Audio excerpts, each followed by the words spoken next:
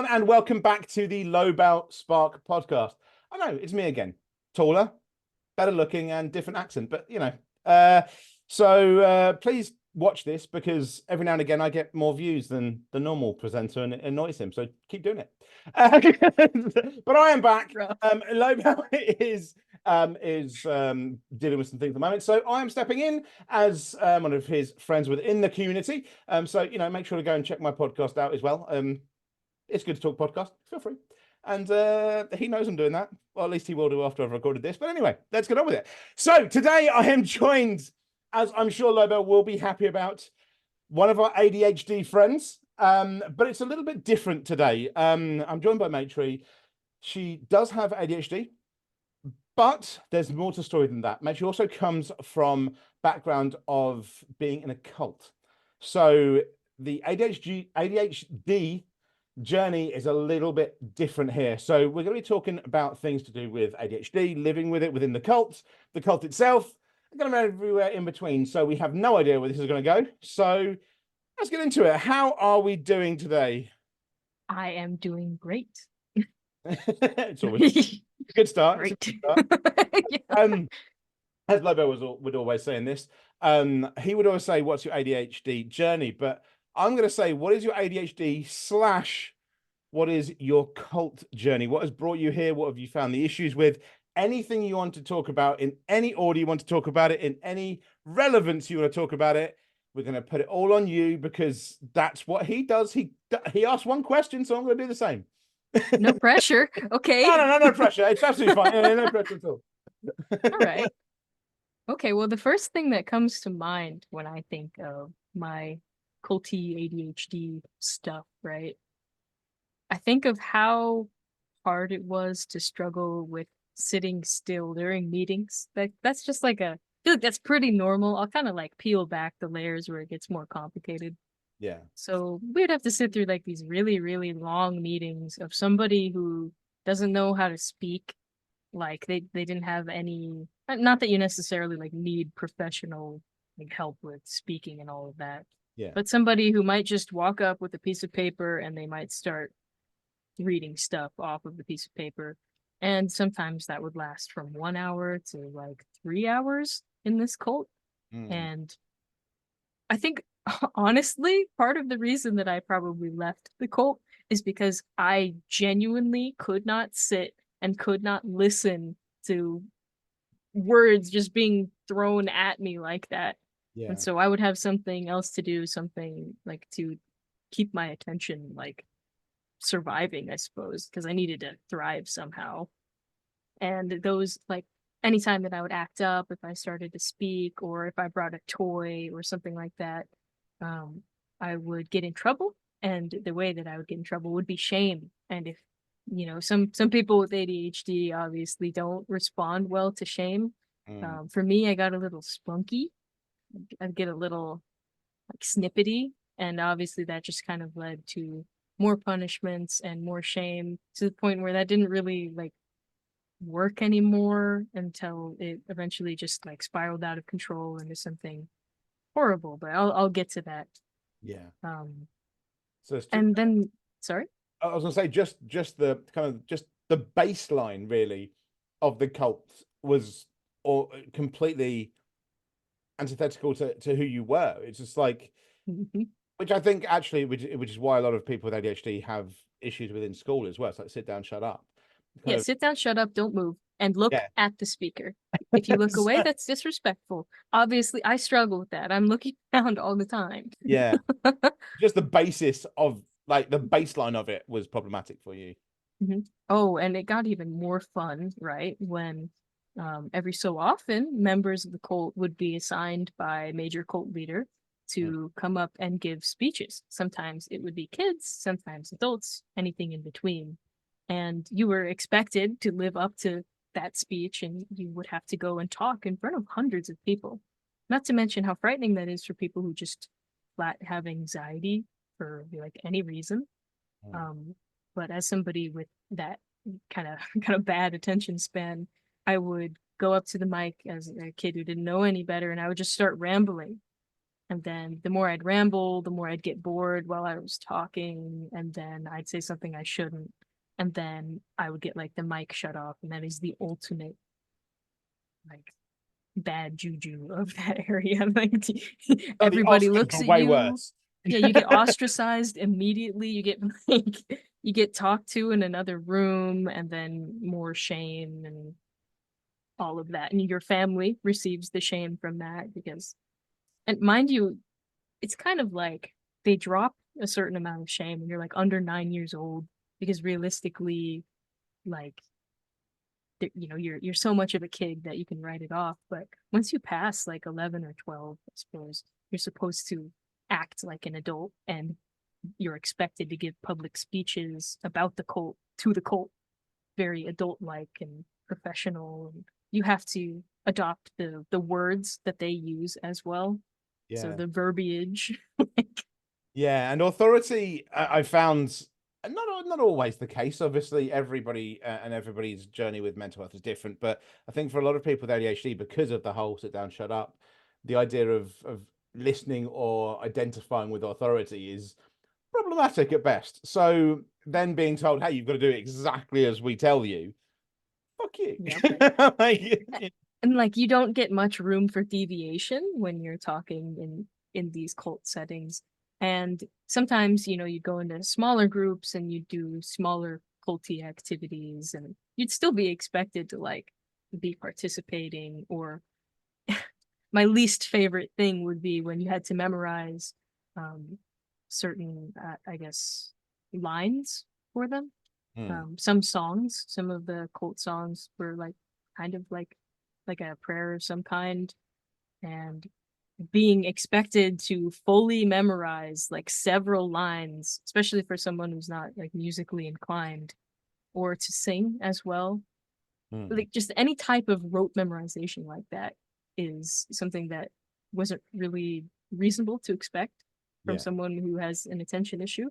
Not to mention being punished for not remembering that. So like I don't know, the negative association of like having to do anything that anyone is telling me with so much pressure and eyes and mm, expectations, just just to show up, you know, just to participate or be part of the community. And because you can't remember things correctly, you get in trouble for it. yeah. Which is because I mean the biggest issue with, I say the biggest issue, but the kind of the scientific side of ADHD is that you have a dopamine deficiency. Dopamine is literally a neurotransmitter within your memory.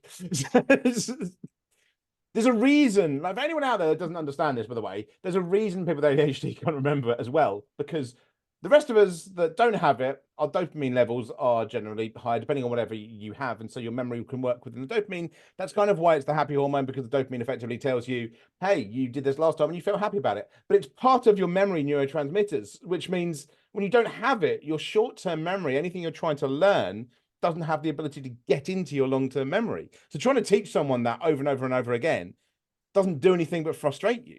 So I'm And gonna not to mention how boring it is. yeah, because you're just you're learning stuff that you know you've learned before, but you also can't remember learning it. It's just like, Mm-hmm. but yeah, I mean, it sounds at its baseline, the whole thing was just frustrating. Now, obviously, there's a lot of assumptive in my language here, but you know, comorbidity that came with that, along with trauma and everything else within the cult. So, is there anything that you'd like to talk about from kind of within the cult that affected everything else that was hard on the ADHD or anything like that?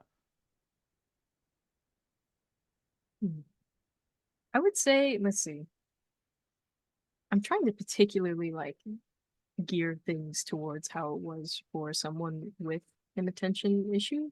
Yeah, I mean, So, it's like I say, this podcast started much more ADHD. He has branched out. Lobo has branched out, so we can go into the stuff as well. But I know for a lot of people, especially people that have been watching for a while or listening for a while, if you're listening to this, I'm sorry if the English accent.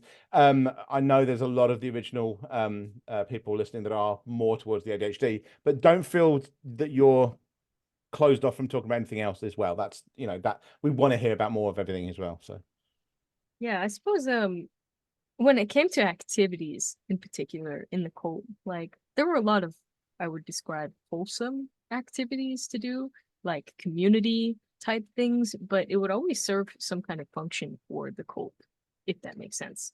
Yeah. So, like, let's say a cult member's house needed like repairs. It's a perfectly like nice thing to go and fix some of the repairs within the house. But I had a difficult time finding investment in that because I could like see everything for what it was. I could see like the cycle as it was happening in front of me. Or Hmm. for, one of the most distinct memories I have is we went to like a lower income area to help one of the members, and um they had like a roof issue of some kind, and I was just on the bottom of a ladder like handing people stuff. Hmm. And I remember like looking over and seeing other people in that neighborhood, seeing this one house getting all this attention and being fixed, and then wondering like, why do we never talk to the people outside of this area? And like, why do we just stick to this random social group? And why do we not like try to actually help other people outside with our wealth and with all of these like young, I guess, able-bodied people willing to supply Yeah. basically free labor because there's no reward for it. Hmm. It's And that was another thing that was hard, is incentivizing people, I guess people like me who've got attention and a million miles an hour running and running and running in my brain, but we're not helping the people I want to help. We're not helping my friends or my loved ones because I know people outside of the cult. So they yeah. didn't like fit that mold.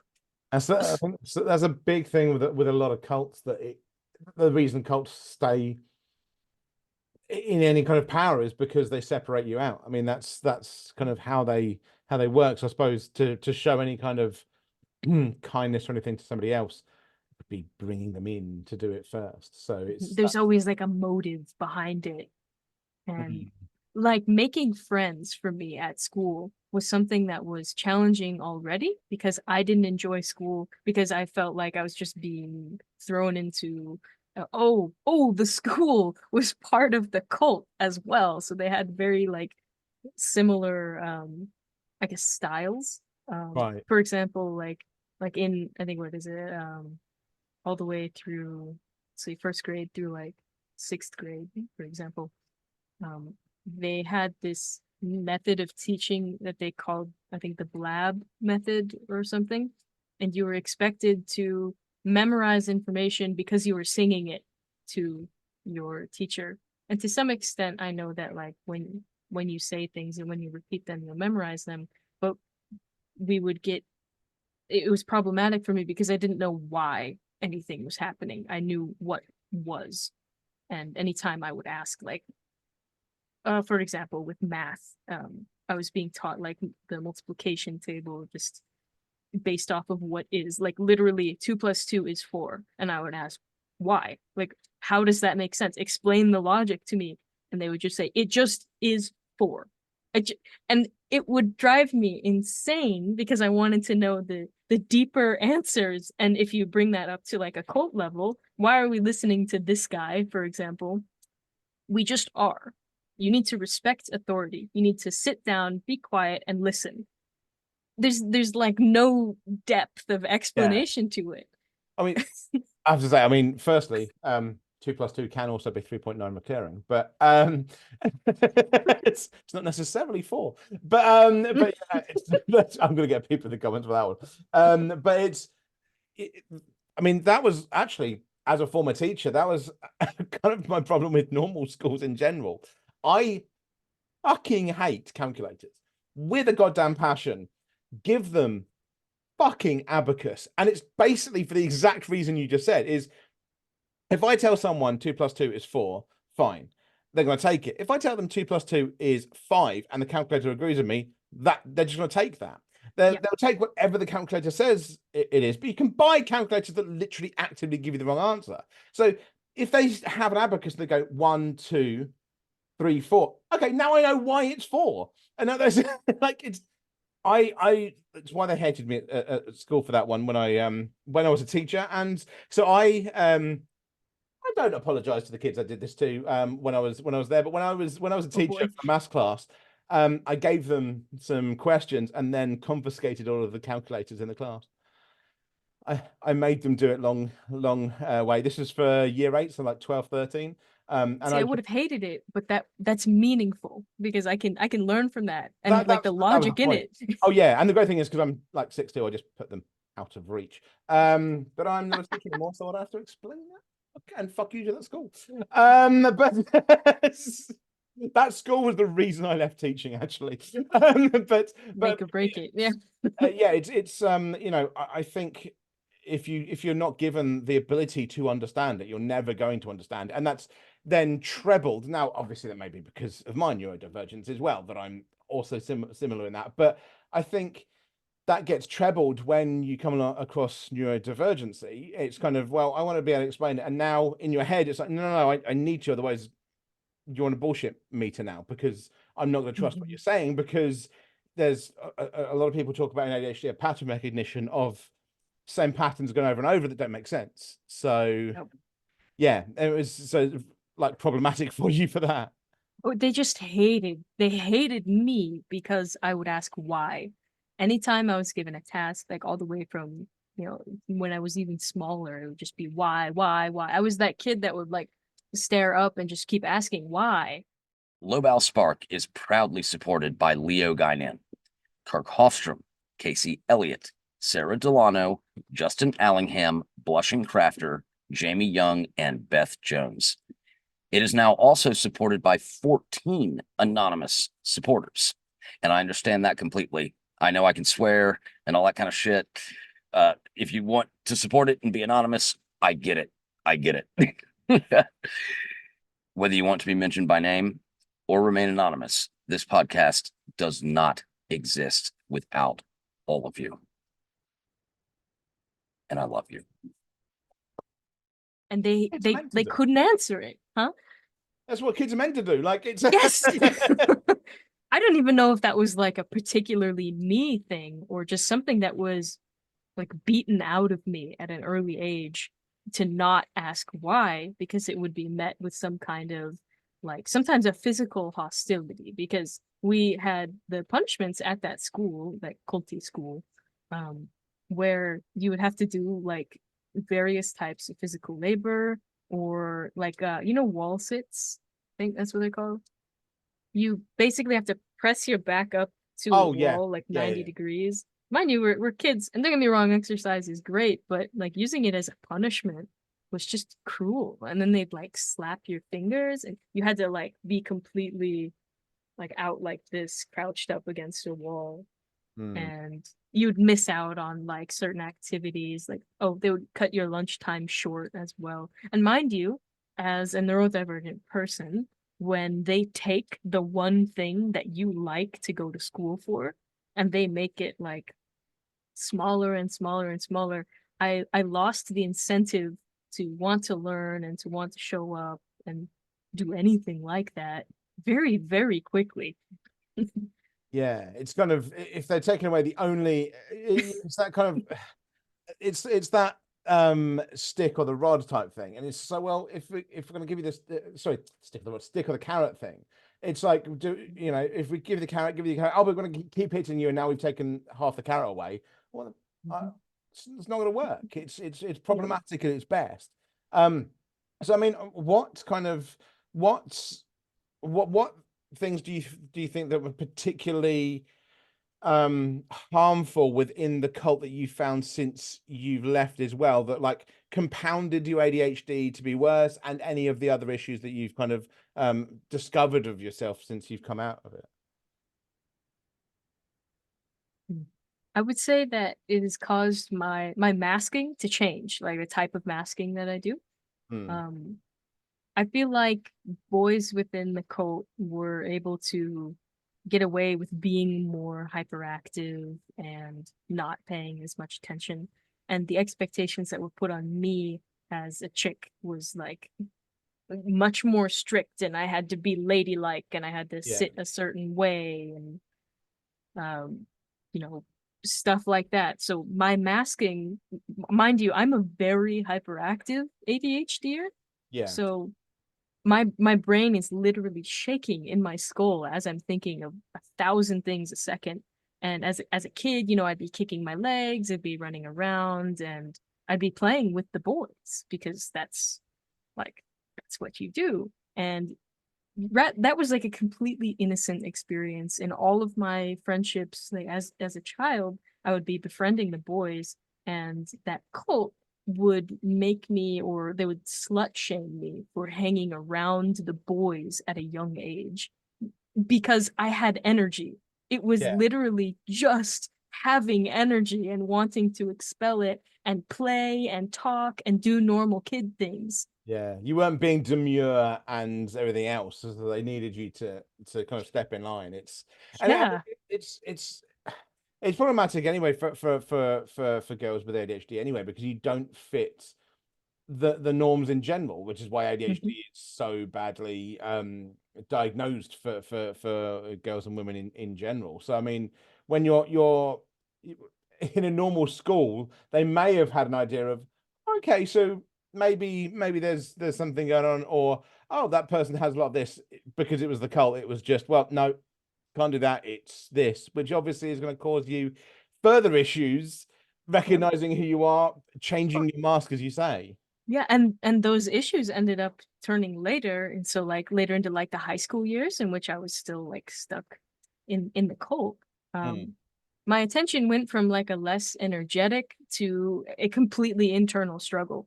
So mm, for example, math class, because that is logic, so it's harder to keep track of logic when you're not paying attention at all. I yeah, would be sitting in the front, looking directly at my teacher, writing everything they're saying, and then suddenly my brain is gone. I'm not thinking about it. Even though I'm listening, I'm front and center, I'm trying, I'm doing everything in my power to be there and be present because I was taught to not expel that energy somehow. Forcing myself to pay attention didn't work like everyone was telling me to. They were saying like, oh, just stop doodling or stop talking or stop kicking your leg, or like my habit was like holding my thumb like this, mm, or I'd be doing like little things like that, some of which were like anxiety related because trauma, yeah, but like, or the leg kicking thing, yeah, you yeah. like tapping your leg. I would get in trouble for that because it would bother people around me supposedly It for does sound very Stepford Wife-ish. It's that kind of, yeah. yeah. It, And so when I learned not to do anything, that made it worse. But mm, now that I'm in college and I'm away from it, I can deal with, I guess, like stimming in the way that I need to, when I need to just expel all of that energy rather than forcing myself to stop and to sit still and do nothing.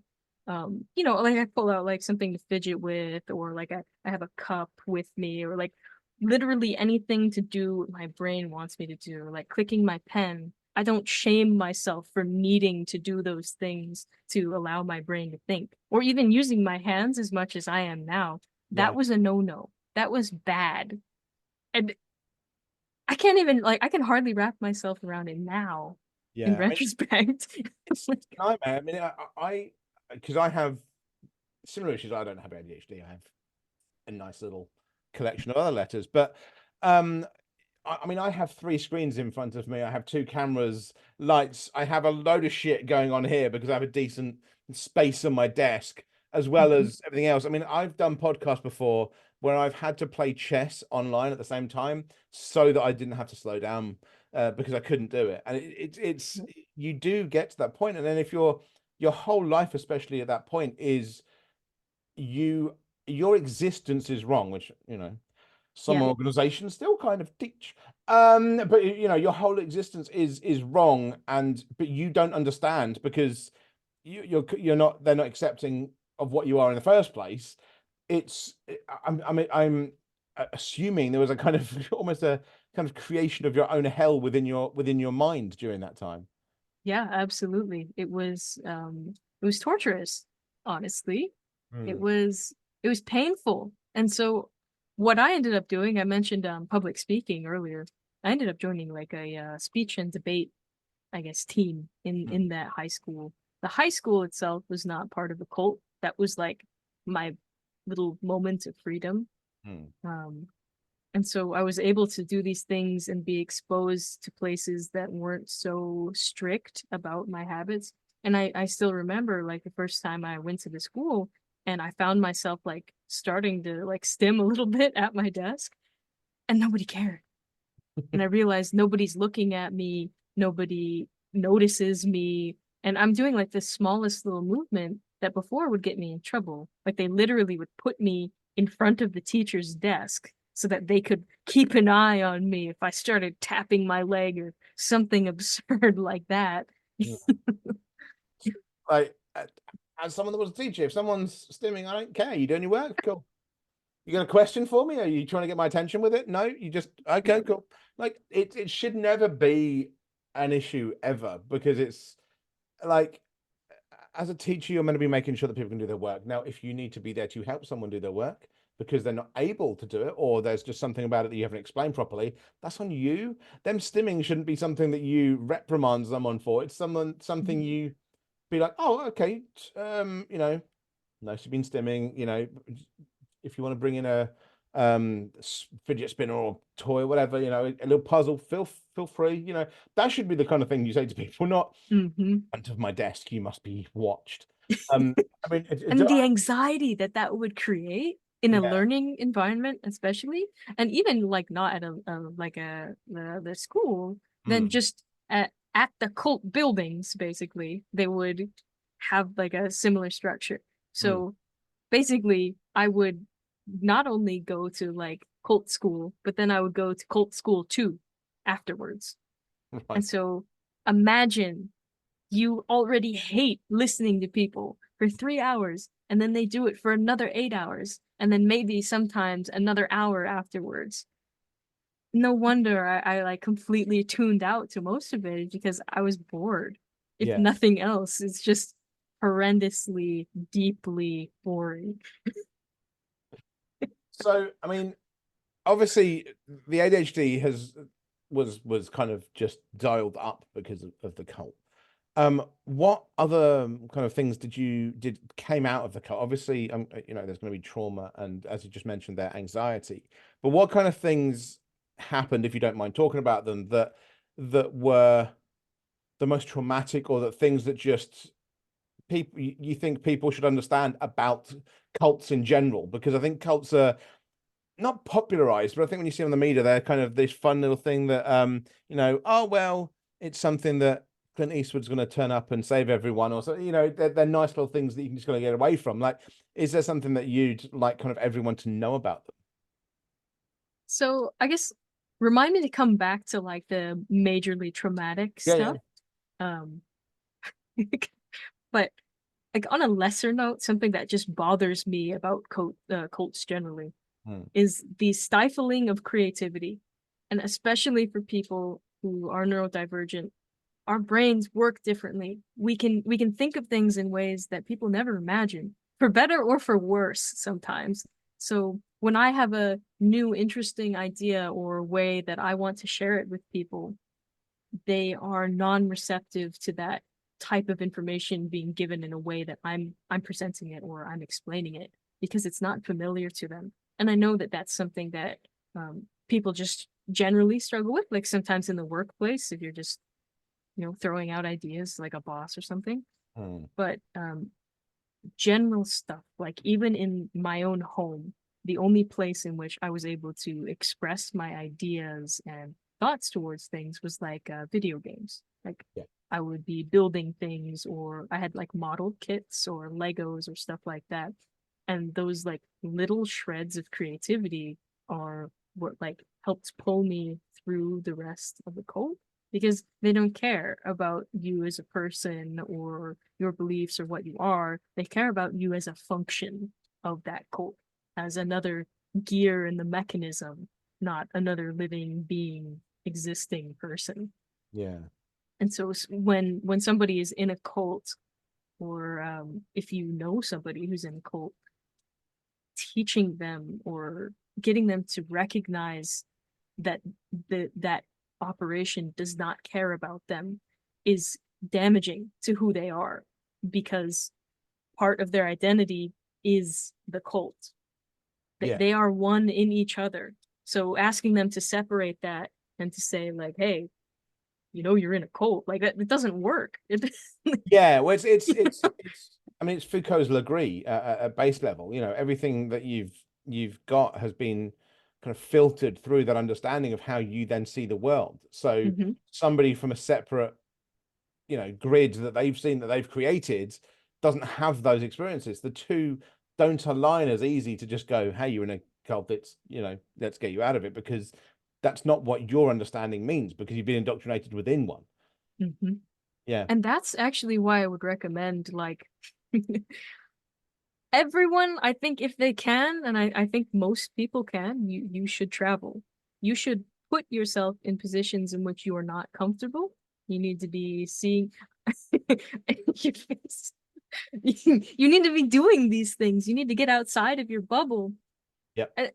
Because you don't think in the way that other people do. And if you happen to be in a cult and you don't even recognize it, you're going to recognize it as soon as you step out. As soon as you get out of that little hometown, or maybe just an entire country, and you need to go somewhere else, see how other people think. And hey, I mean, it should mean something to you if you bring up how you believe and they fundamentally disagree. Like, don't be afraid of asking why and understanding more about them as people. Yeah, because I mean, because the thing is that normal differences between countries and culture will you'll be able to go, oh, okay, well, that's just a difference between country and culture. But if it's like, no, that's got nothing to do with your country and culture, that's just there's something else going on, then you'll Mhm. start to be like, well, okay, wait a minute, what's this? And I mean, I agree with travel. I've spoken about it on here, on my podcast, everywhere else. I mean, Mhm. I've traveled a lot, and I keep traveling. I mean, I'm in, I think I said already on here, I'm in the US in 2 days. Which is an easy country to go to, really, but if you're English. But even that's a culture shock to a point, because it's two countries separated by the same language. So I think travel is definitely one of the things to do, because you'll always find something different. I mean, if you've got Yes Theory, a great group to look at on YouTube, and obviously some of the stuff they do and some of the people they interact with are charlatans, like Graham Hancock. Hey, Lobel may not like the fact that I've just called that guy out, but you're a charlatan. But other than that, Yes Theory have that saying and have that clothing brand of seek discomfort, because Yes. that's where you learn things. That's where you get to understand things. That's where so much comes from. I mean, I didn't travel a lot when I was younger. We went to a few different places, but were much more in country. But then the more I've traveled, the more I've learnt, as well as my own education, your own kind of higher education added on to education of other cultures and other ways of doing things and everything else, I think is fantastic. You can know somewhere to a point without going there, but it's still very different when you go there, talk to the people, understand things. I mean, if you're going to a country that you've been told is the hub of hell, and then you go there and go, oh, the fuck is it's That's fine. not so bad. Yeah. What you want about? Like, it's like, so for instance, when I was in Slovakia last, I had friends going, oh my God, you're staying in a hostel in Slovakia, which, for those that don't know, Slovakia is where the film series Hostel is set. Love And that. there is, that's not what Slovakia is. Okay. I had a lot of fun there. It was okay. You end up in a bar underground and there's a lot of naked people running around. I admit that, but that's not what Hostel the film was. So, you can have a lot of fun there, but you realize that once you're there. Now, don't get me wrong, I didn't think that of Slovakia before I went there, but you know it even more once you're there. Like, you got friends worrying and you're going, I'm literally like, it's 2 o'clock in the morning. It's fine. Like, I'm outside. Hey, it's good. But you don't know this stuff for certain until you start to go out that. And obviously you look after yourself. You make sure that you've got ways out, and you make sure of everything else, especially if you're by yourself. But I think, yeah, pushing yourself will definitely help. Definitely help if you're in if you've kind of got that cult background, or if you're neurodivergent, because I think you can express yourself a lot better, because you start to see parts of the world you don't understand, which then And certain places will resonate more with your you as creativity will well. start to come out and start to go more, because you'll be like, oh, that's something I couldn't do and couldn't think of, but now you've added that, and now that, okay, that makes sense to me. And you may even find that a different culture just makes more goddamn sense to you. Yes, that was a huge thing for me. I didn't even like, you don't realize just how much a culture can make more sense to you, even if you weren't part of it at all. Yeah, I Like mean, disconnected from it completely, and then you can go somewhere. Like for me, it was Lithuania. yeah, The I love it. entire like atmosphere was just right, you know? Give me Uzapiz any day. The independent country of Uzapiz, which will make sense for some of you and not the others. But check it out and check out the Constitution. It's fucking hilarious. Mhm. But yeah, I love Uzapiz. Vilnius is one of my two favorite capital cities in the world. You know, I love that, and Amman for Jordan are kind of my two favorite countries. Two favorite capitals. But yeah, Lithuania is fantastic. It's a great country to be in. So The other thing though, like kind of relating it back to cult stuff, now that I think about it.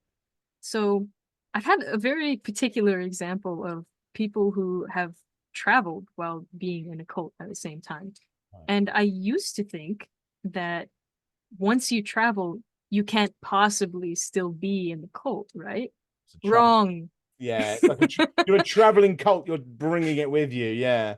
Yeah, and that's where it gets complicated because when you go to other places, you do have to have an open mind about what you're experiencing. You have to accept that you can be wrong about anything, anywhere, at any place. And accepting that and, swallowing that rationale is scary for a lot of people, Mm, especially if you're, very uncomfortable. So it's like walking the line between being just uncomfortable enough and being just slightly comfortable. mm. And like knowing what that is hard for a lot of people. And some people are more receptive to being more uncomfortable, obviously. Well, it's also difficult. I mean, I mentioned this to you recently, that me and you had a mini argument, and the reason was because it was a word that was. This is why I said America and England or the UK are the two countries separated by the by the same language, because we were both saying the exact same word, and pretty much identically it meant the same thing, except for one slight thing that meant that I was right and so were you, according to our cultural understanding of the word. But to each other, we were wrong. And that's so, and that's the thing you're saying about an open mind, because you've got to realize, okay, but why? Like, if you're convinced and you know for a fact that you're right about something, getting the other person is going to go, okay, so what the hell? Why are you so convinced? And then you can go, oh, so it literally doesn't mean the same thing. Like, it's an actual difference in language, in cultural understanding and everything else, which you get with certain words between England and the US a lot. Yeah. You get that in terms of food and everything else, what we call cigarettes, for instance. There's no cultural underlying for us at all, but America there is. It's very different. And I think, yeah, trying to understand that you can be saying the same words, you can understand each other perfectly, but without the cultural context, it doesn't mean anything. I mean, you've got that idea of from Wittgenstein about if you went to the zoo and gave a lion human speech, yes, it would talk your language, but you wouldn't neither of you would understand each other, because your context, your culture, your interactions with everything around you are so different that even if your language is identical, you'll be talking gibberish to each other. And that is something to definitely kind of get to when you're traveling. Absolutely, yeah. It can be very confusing, and particularly for people in a cult, it can be, what would you call it? Self-actualizing? Mm, Does that make sense? Like, yeah. And that's what I witnessed for people in the cult experiencing things is they realize they're like, oh, these people are outside the cult. You can see that they're very different from us and they need to be more like us. So Yeah. we've got to convert them to cultness. Yeah. Everyone else there going, you're in a fucking cult. What the hell? Yeah. Yeah, exactly. So you said to kind of bring it back to the harsher stuff as well. So obviously there's the kind of side of it which travel broadens the mind, which is the saying, and obviously you can get something out of that unless you're kind of with the cult when you do it. But what about the harsher side, the kind of more traumatic stuff that you'd like to kind of get out there? So just curious, how explicit can I be? Like fully? I would say relatively, because this is not my Relatively. podcast. I'm doing it for somebody else. I will not Yes. take the decisions for them. So yeah, relatively. Okay. Okay. So basically, one of the most traumatizing things that I can remember, it kind of falls back onto three examples. The first and I think worst would probably be when I was very young. I was brought into a room with the I would describe him as like the top dog of this cult, and it kind of changes depending on which like geographical region that you're in. Mm. So the dude that's mostly in charge of everything, I don't really have a relationship with them, mind you. Like, this is for all intents and purposes a stranger that knows of my family in Yeah. this cult, and there's like a lot of respect surrounding this figure. And he took me into his office, per requested by my family, and he had to talk with me about my, how did he describe it? I guess my spiritual holiness as a person. And when you are like 9 or 10, that doesn't really mean anything to you because you're effectively still a child. You are a child. Yeah. Yeah.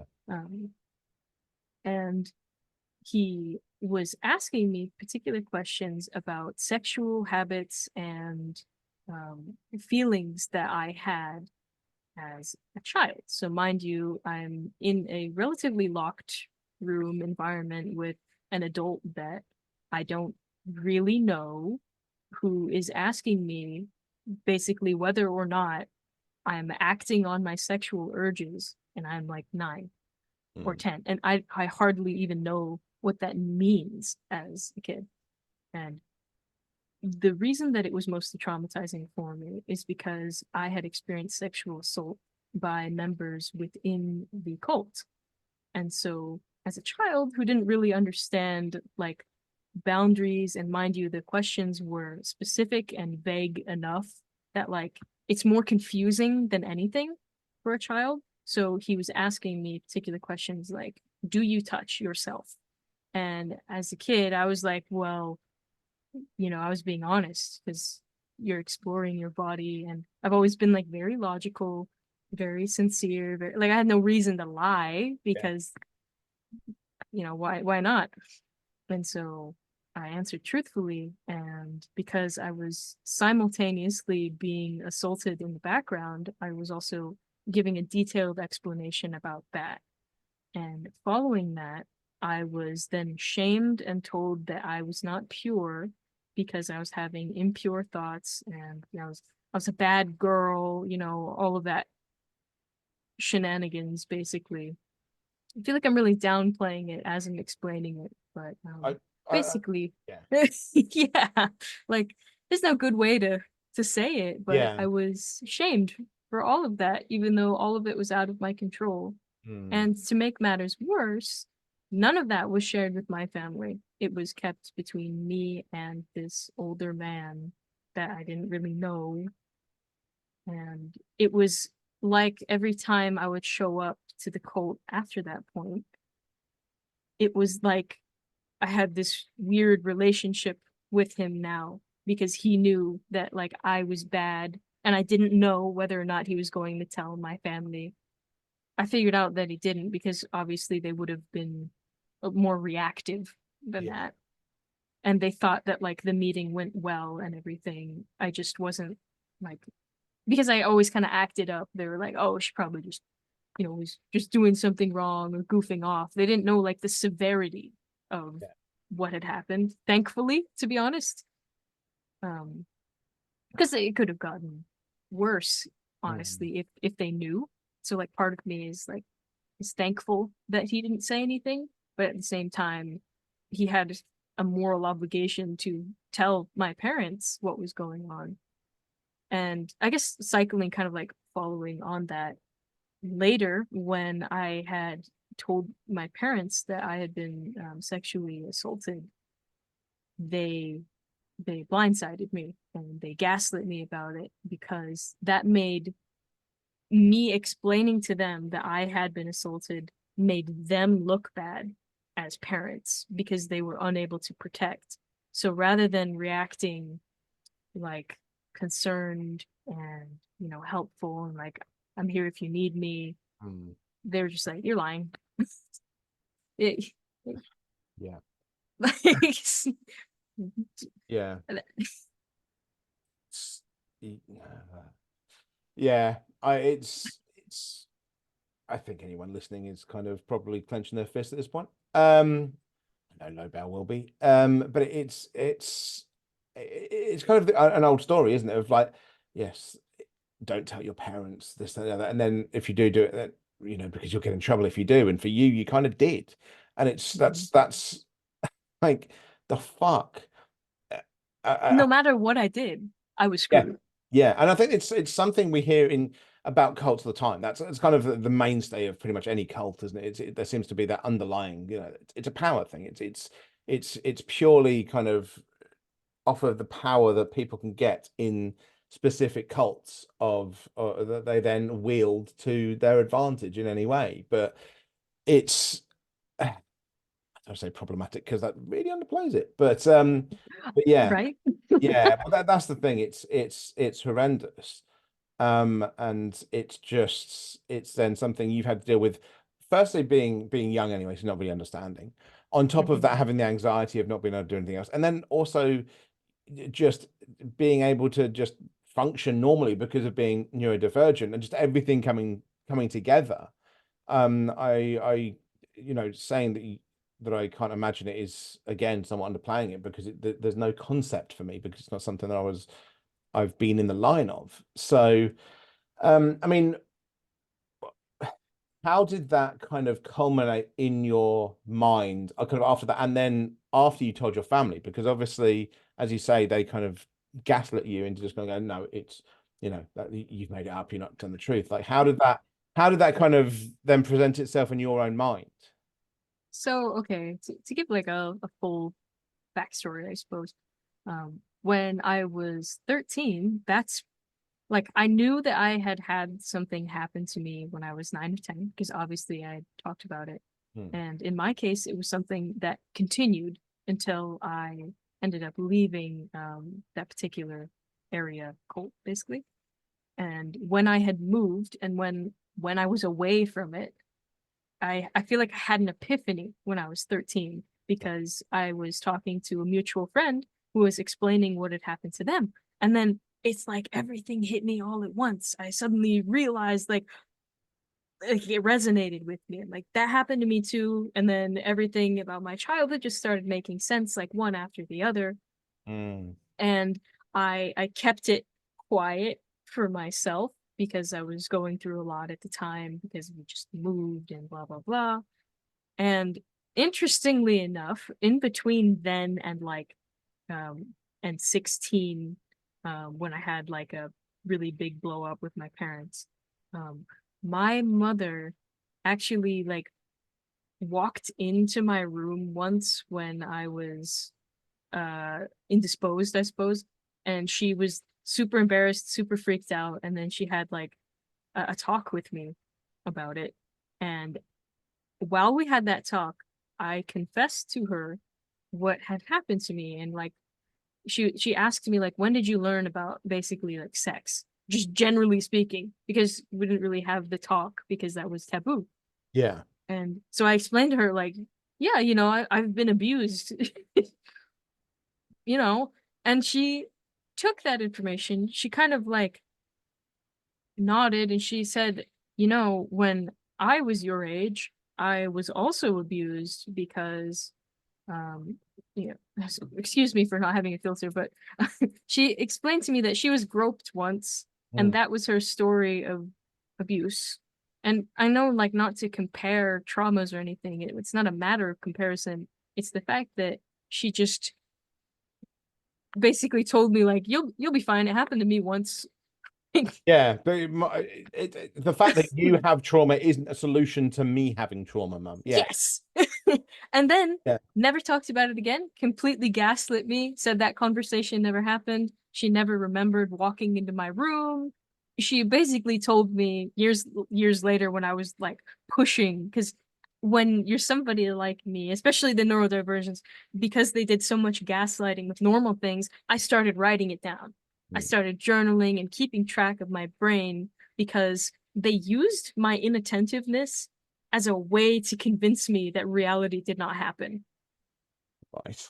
And so then I was like, I was doubting whether or not I remembered things correctly, because I did have an issue with memory and attention and whatnot. And that was just enough doubt in myself to convince me that certain things did not happen. And so as soon as I started to figure that out around like 13 or so, that's when I started documenting whatnot and getting that figured out. And then years later, when I was 16, 15, 16, I think is the big conversation I mentioned. The reason that it started in the first place was not because I came forward and wanted to confide in my parents, because at that point I had already discovered that they're never going to help me. They don't care. They don't understand that type of thing. The reason they found out at all was because they went through my phone and had found a conversation in which I was texting my best friend about what had happened to me, because it just came up basically. And funny enough, we were both on a cult retreat at that time. We were literally put in a camp, and we were expected to do stuff and cult things and cult sing-alongs, and we didn't do that. Instead, we spent time with each other, because we were both. She was actually trying to come out as bisexual at the time, which was a big no-no. Yeah. And I was the only one that knew, and I didn't care, and so we became friends over that. Like something as simple as that. Just she told me like it was a big thing, and it's like, oh, that's fine. Whatever. And when my parents found those texts, they then like confronted me about it. They made a whole deal. They called me a slut, because they made it seem like my trauma was like a decision after that.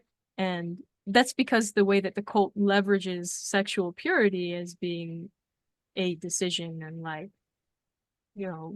I, you understand. I'm sure the viewers understand like that, Just, gymnastics. yeah, yeah. Yeah. I think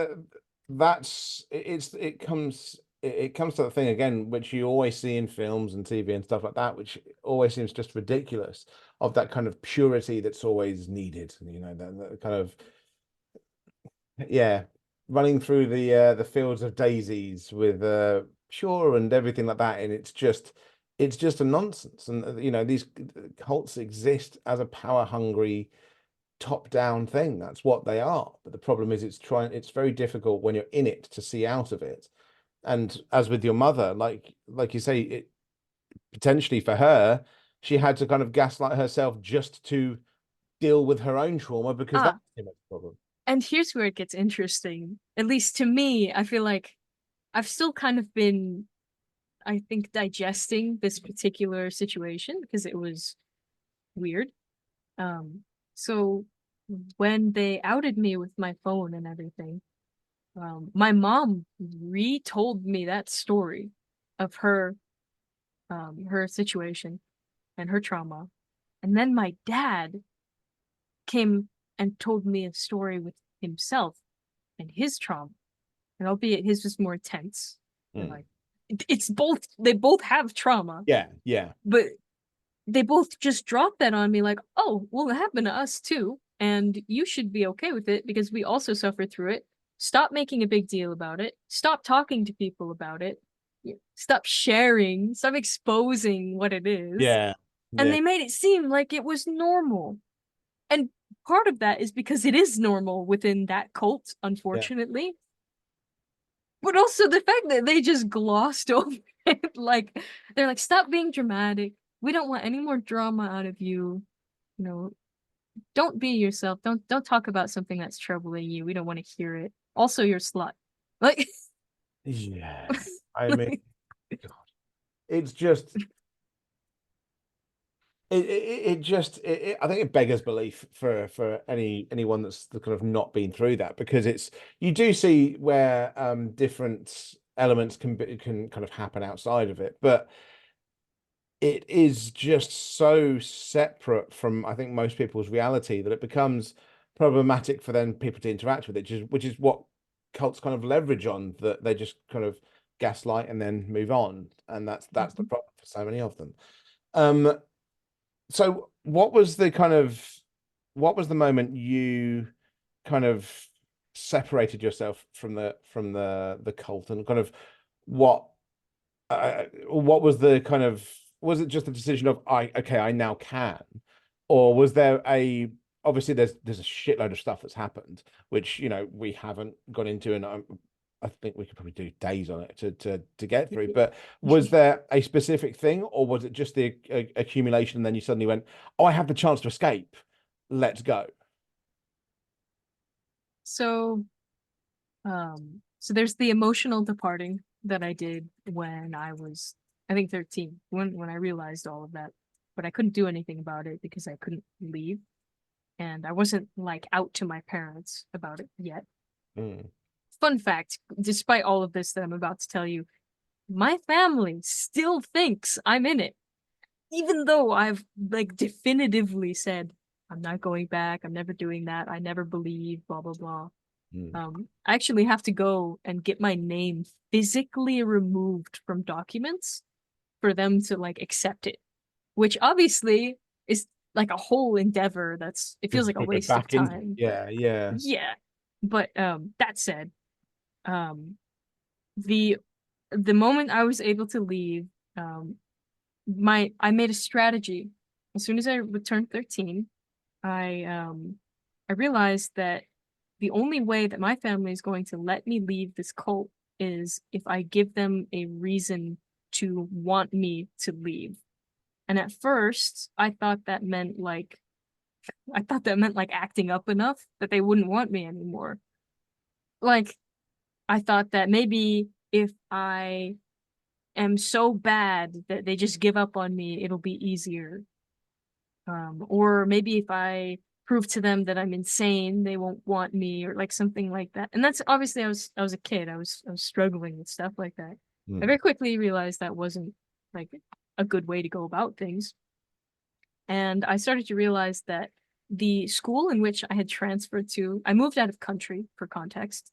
The school that I transferred to was very good, and I was thriving there academically. Socially, I was struggling because of the cult, and my ADHD was actually addressed at the school with my teachers, and like they helped show me that that was okay. And them not being part of the cult really helped with like a sense of safety and security.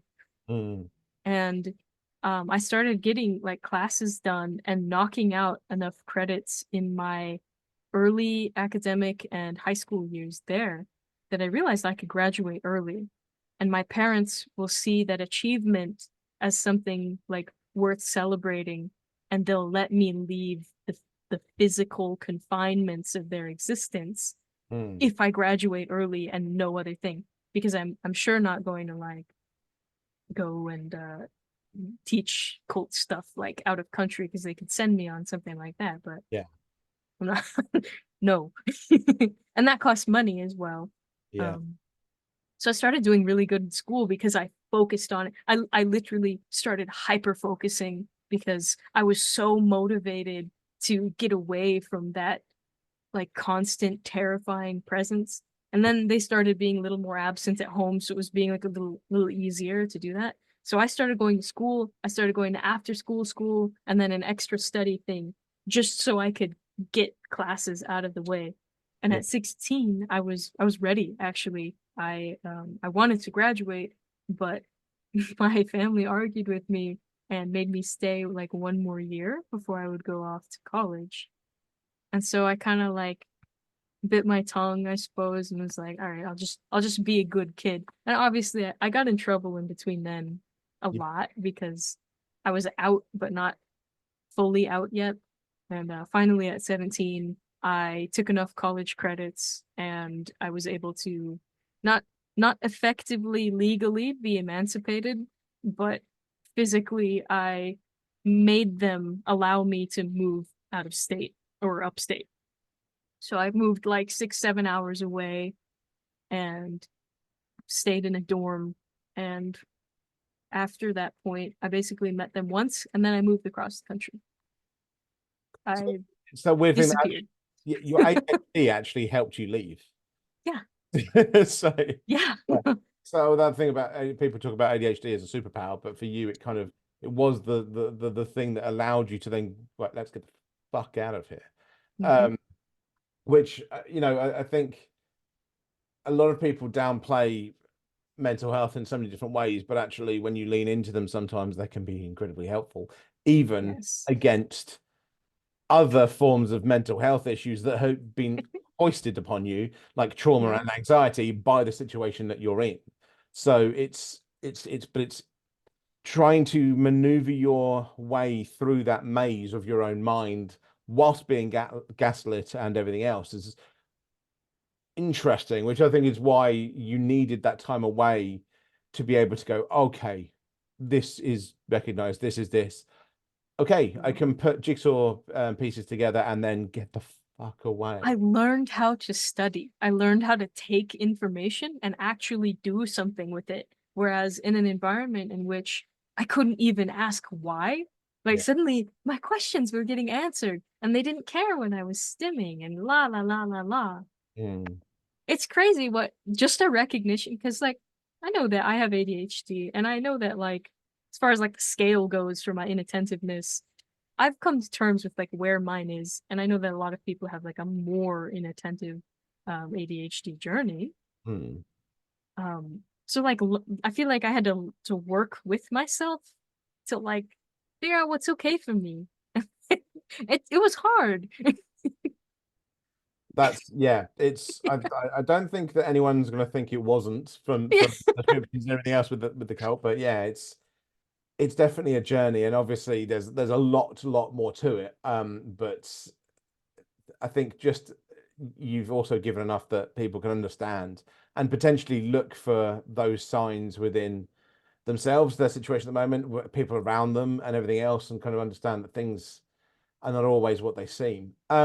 Was there anything else that you think that you needed to kind of compound onto from what you said earlier, or kind of let people know about? As far as like cult stuff. Or just in your journey, just your journey, however you want to say it, however you want to. I'm gonna stick to how Lobau wants it. It's your journey, it's your story. So however you want to talk about it, whatever you want. If there's anything that you think you want to talk about, but you haven't, or I haven't asked, or if there's nothing, that's fine as well. It's completely your journey. Well, I could talk about like cult stuff all day, but I think I've covered mostly the gist of it. Yeah, Um, yeah. was bad, listen to your kids. Hmm. Um, genuinely listen to people when they're talking to you. Try to keep an open mind, typical stuff like that. Yeah. I guess it's kind of like an interesting thing that I would like to hear your thoughts on, actually. I've noticed that since I started accepting my mental health for what it is and my ADHD, I have started collecting other people with ADHD and like other neurodivergent like a magnet.